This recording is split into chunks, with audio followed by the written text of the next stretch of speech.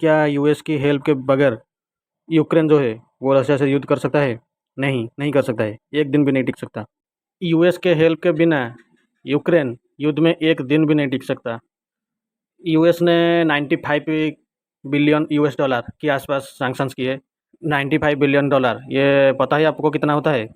Indian rupees में लगभग 800 crore rupees. इतना सारा पैसा यूएस ने सिर्फ युद्ध के लिए दे दिया। सोचिए, इतने पैसे में अगर जनता की भलाई के लिए लग जाए तो कितना अच्छा होगा। सो खैर, क्या बात है, दुनिया में पावर की ताकत से ये सब चलता रहता है।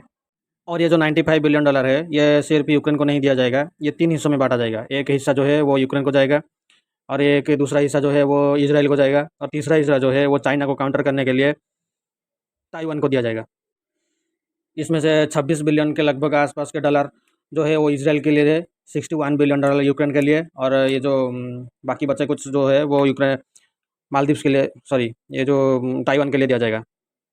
जैसे हमारे इंडियन पार्लियामेंट्री सिस्टम में अपर हाउस लोअर हाउस होता है, इसीलिए इसी तरह यूएस में सीनेट और हाउस होता है। ये जो 95 बिलियन के आसपास जो मंजूरी मिली है वो अपर हाउस, यानी कि जो हाउस में, यूएस की हाउस में बिल पास हो गया है। अगर सीनेट में ये बिल पास हो जाता है तो ये जो 95 बिलियन है वो आपस में बांट दिया जाए। देखिए, क्या ये जो पैसा है युद्ध के लिए खर्च होना ज़रूरी है?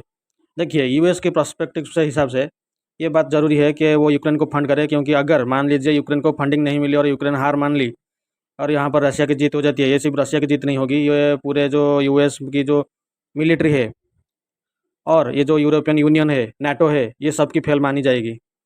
और ये अगर हार गए तो क्या बात होगी इतनी बड़ी मिलिट्री की। तो इसीलिए ये फंडिंग यूएस की नज़र के हिसाब से सही है। लेकिन अगर हम ह्यूमन के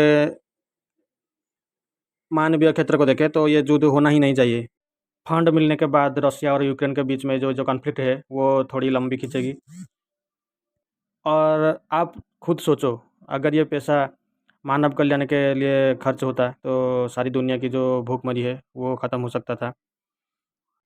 खैर, कि अमेरिका की हिस्ट्री में जो बाइडन जो है वो सबसे कमज़ोर प्रधानमंत्री हुए, जिसके टेन्योर में दो दो युद्ध छिड़ गए, लेकिन ये कुछ भी नहीं कर कर पाए।